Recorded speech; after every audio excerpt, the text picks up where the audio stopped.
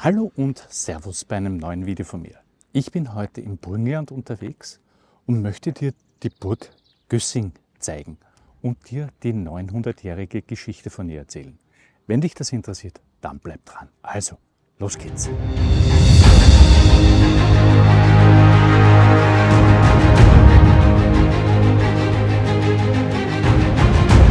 Im Herzen des Südburgenlandes, auf dem erloschenen Kegel eines Vulkans, wacht sie seit fast 900 Jahren über die Landschaft.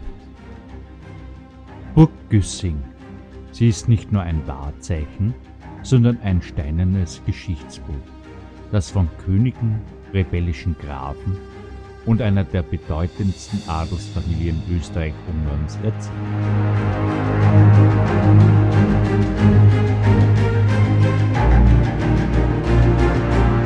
Ihre Mauern haben Belagerungen standgehalten, die Wahl eines Gegenkönigs erlebt und waren einst ein kulturelles Zentrum von europäischem Rang.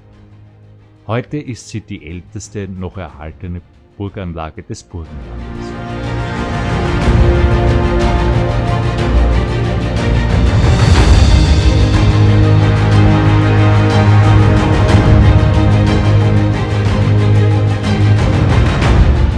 Ihre Geschichte beginnt im Jahr 1157, in einer Zeit, in der diese Region ein strategisch wichtiger Grenzstreifen des ungarischen Königreichs war.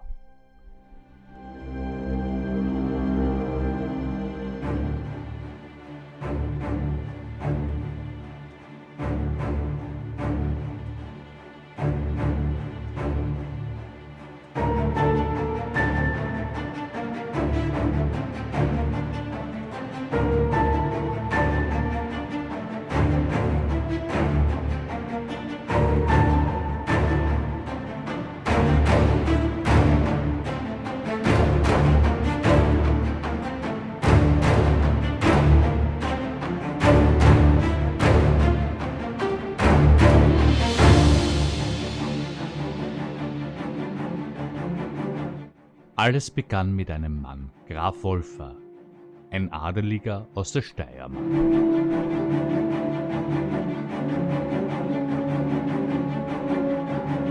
Im Jahr 1157 erhielt er vom ungarischen König Geza den zweiten Berg, damals Guizung genannt, als Lehen.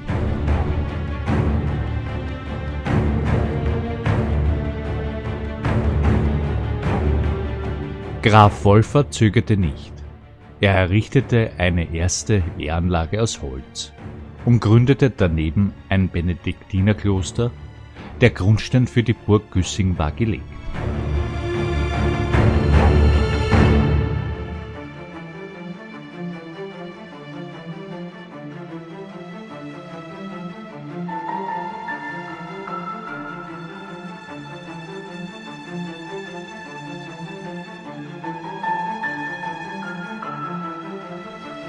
Doch die königliche Kontrolle über diesen strategischen Punkt war zu wichtig.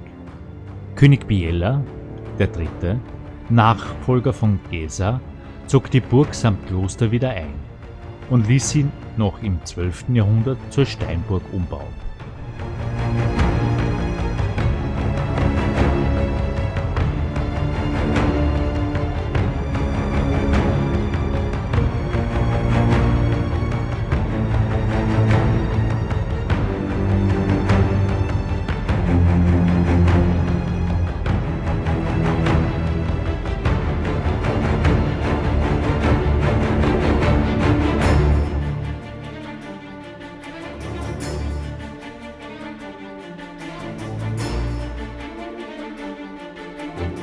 In einer Urkunde von 1198 wird sie stolz als Novum Castrum, die neue Burg, bezeichnet.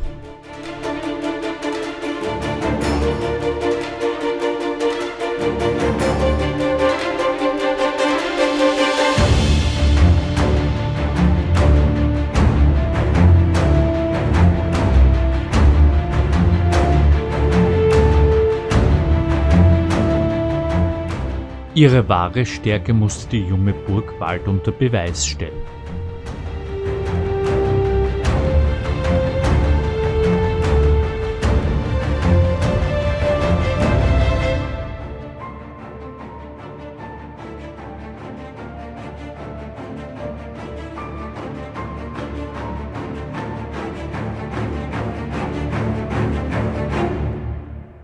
Als 1241 die Mongolenstürme über Ungarn hereinbrachen und eine Spur der Verwüstung hinterließen, war Güssing einer der wenigen Festungen, die nicht eingenommen werden konnte.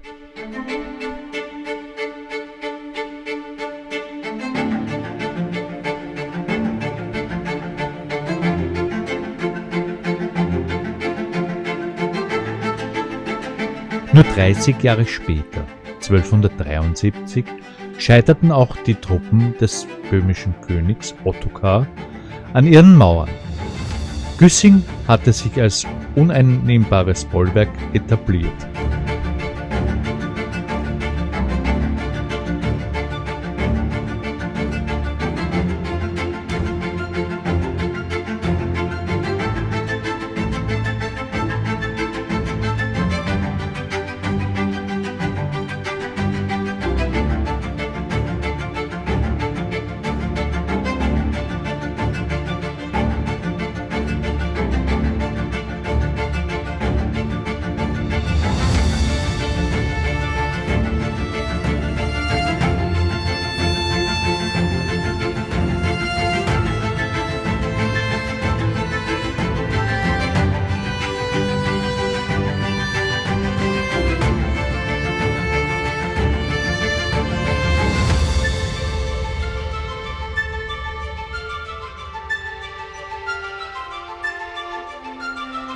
Im Jahr 1270 begann eine neue turbulente Ära. Die Burg gelangte in den Besitz der Güssinger Grafen, auch Herren von Günz genannt. Diese mächtige Adelsfamilie strebte nach einem eigenen, unabhängigen Fürstentum und geriet dadurch in ständigen Konflikt mit der ungarischen Krone.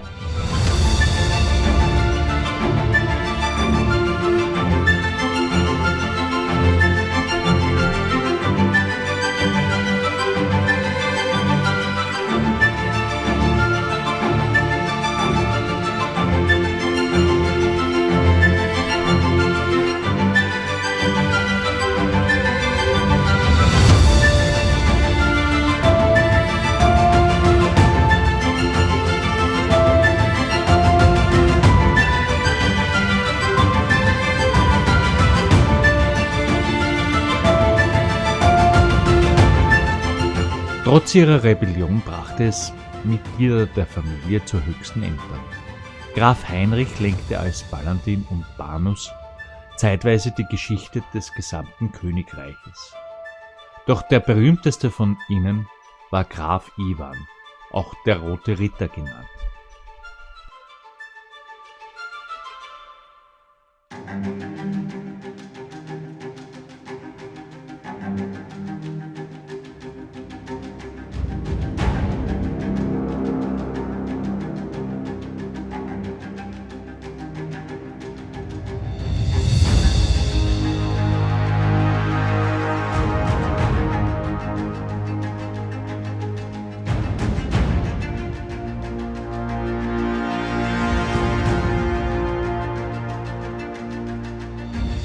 (1289) führte Iwan einen kühnen Feldzug gegen den österreichischen Herzog Albrecht I.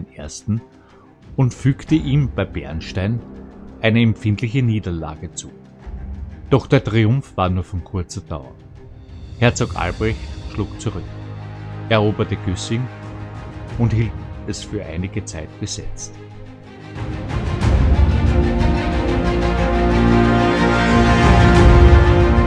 Der Machtkampf war entschieden.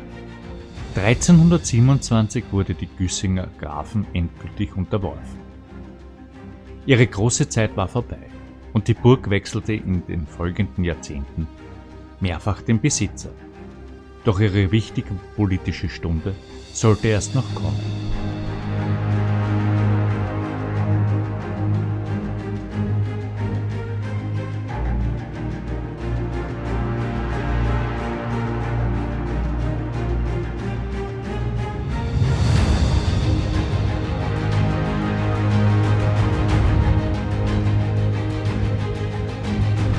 Im Jahr 1449 unter dem Burgherrn Nikolaus Wolyacki wurde Güssing zum Schauplatz ungarischer Geschichte.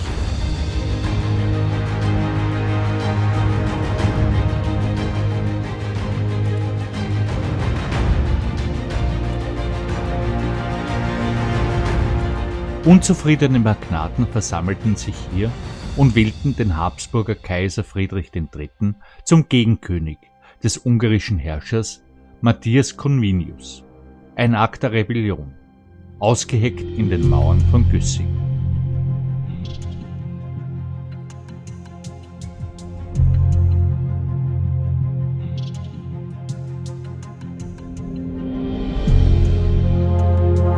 Nachdem der letzte Wolyacki ohne Erbe starb, fiel die Burg an die Krone zurück.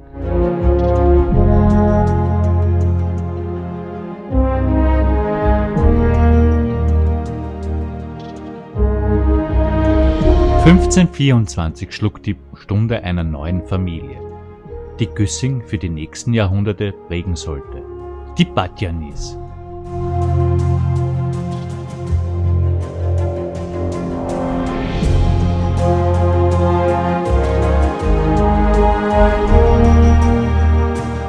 Als Lohn für ihren Sieg über ein türkisches Heer bei Jojce übertrug König Ludwig II. Die Burg an Franz Batthyány und seinen Neffen Christoph. Güssing wurde zum Stammsitz der Familie Batthyány.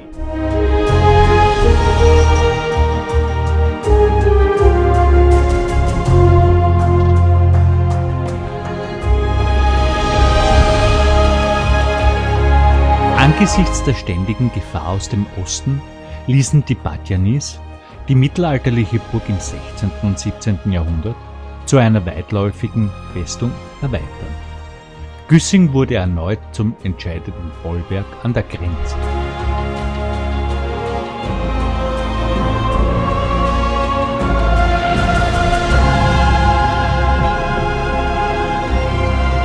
Doch die Batthyánys waren nicht nur Kriegsherren, sondern auch Förderer von Kunst und Wissenschaft. Unter ihnen erlebte Güssing eine kulturelle Blüte.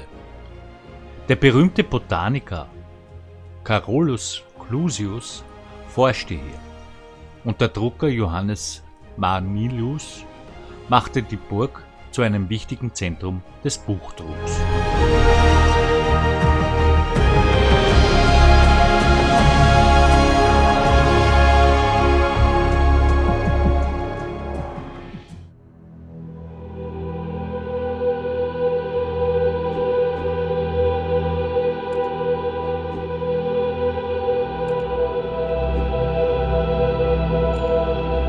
Doch mit dem Ende der Türkengefahr im 18. Jahrhundert verlor die gewaltige Festung ihre strategische Bedeutung. 1775 wurden die Waffen abgeliefert. Die Erhaltung der riesigen Anlage wurde zur Last, verschärft durch eine hohe Dachsteuer, die sie für die Besitzer unerschwinglich machte. Die einst so stolze Burg wurde dem Verfall preisgegeben.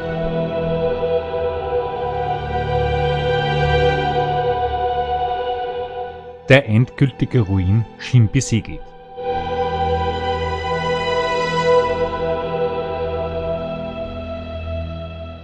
Doch dann, im Jahr 1870, fasste Fürst Philipp Batthyány Stratmann einen wichtigen Entschluss. Im Wissen um die immense Bedeutung der Burg für seine Familie und die ganze Region gründete er eine Stiftung mit dem einzigen Ziel: die Erhaltung von Burg Güssing für alle Ewigkeit, eine Rettung in letzter Minute.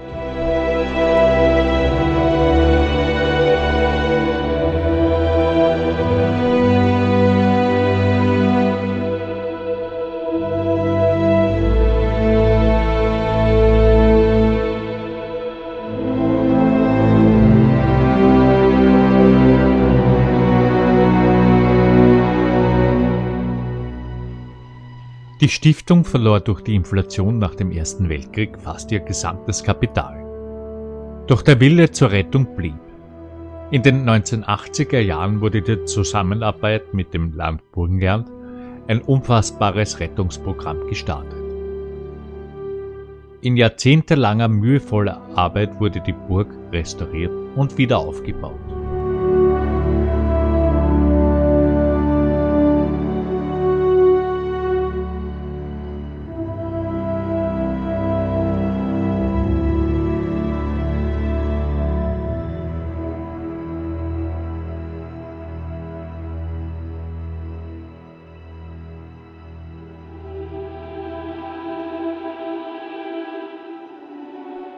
Heute präsentiert sich Burg Güssing wieder in einem Zustand wie vor 200 Jahren, als lebendiges Denkmal ihrer Geschichte.